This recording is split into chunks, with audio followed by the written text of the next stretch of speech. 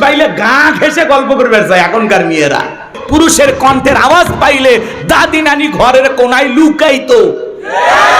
আর এখনকার ডিজিটাল মা বোন পুরুষের আওয়াজ যদি পায় আরো কাছে যায়, দরজা খুলে গল্প করে, কার কাছে এসেছেন, কার খোঁজ করতেছেন। বাদশা শোনেন, আগে শোনেন, বাদশা বাদশা তো আমারই স্বামী, আসেন একটু ভিতরে বসেন, একটু চা দেই, একটা বিস্কিট খাইয়ে যান ভাই, খালি মুখে বিদায় নেবেন, আমার তো ঘরে বরকত আসবে না। আছে না? একটা অপরিচিত পুরুষের সাথে এই যে দরজা খুইলা, বাড়ির গেট খুইলা একটা মহিলা গল্প করতেছে, আপনারা বলেন তো জায়েজ না হারাম?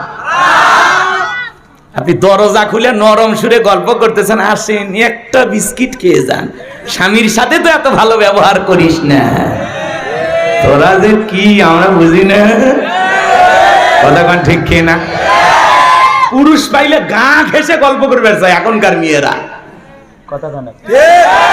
ভারতে গেছি, মহিলারা আসছে, কয় হুজুর একটু সেলফি তুলবো।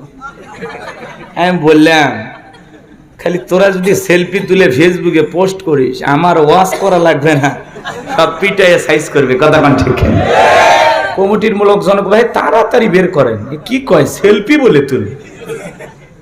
কতক্ষণ আছে না? আবেগ আবেগ, কথা কি বুঝতে পারছেন? আগেকার দাদি নানির তুলনা হয় না। মা বোন যারা বসে আছেন, কান খুলে কথা শোনেন। আপনার বাড়ির দরজায় অপরিচিত কোন পুরুষ যদি আপনার স্বামীকে সন্ধান করতে আসে, এমন কায়দায় ব্যবহার করবেন, দরজা খোলা তো দূরের কথা, ভিতর থেকে আওয়াজ দেবেন, বাদশা বাড়িতে নাই, খুঁজে নেন, মোবাইল করেন, যত ঝামেলা বাড়ির উপর আছে সহ্য হয় না। এমন ভয়ঙ্কর ভাষায় কথা বলবেন যাতে ওই পুরুষ বলে এটা মহিলা না বাঘিনী। আর নরম করে কথা, আসেন একটু বসেন, চা খেয়ে যান, মনে হয় মায়ের পেটের ভাই, তাহলে আদর কর, সমস্যা নেই। কথাকে বোঝা গেল? ব্লাউজ ছাড়া শাড়ি পরে আন্দোলন করে, এরা যেটুকু পরে আছে সেটুকু পড়তে চায় না। ব্লাউজ ছাড়া শাড়ি এমন কায়দায় পরেছে, পিঠটা এমন কায়দায় পুরোটা ফাঁকা রাখছে, মনে হয় আন্তর্জাতিক আর্জেন্টিনার ব্রাজিলের ফুটবল ম্যাচ হবে। কতক্ষণ ঠিক কিনা?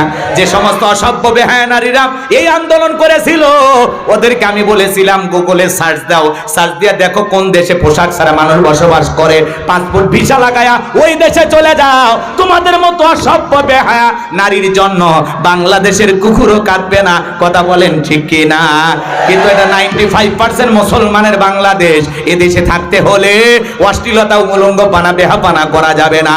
এদেশে থাকতে হলে আল্লাহর ফরজ বিধান পর্দা মেনেই থাকতে হবে।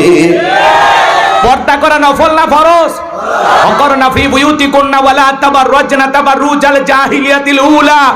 নারীরা তোমরা ঘরের ভিতর অবস্থান করো, খবরদার জাহিলিয়াতি যুগের মেয়েদের মতো নোংরা অশ্লীল পোশাক পরে নিজের দেহকে প্রদর্শন করো না। নারীরা পর্দায় থাকলে নিরাপদ থাকবে। পর্দা নারী সিকিউরিটি দেবে, মর্যাদা দেবে। পর্দা হেজাব প্রত্যেকটা নারীর অহংকার।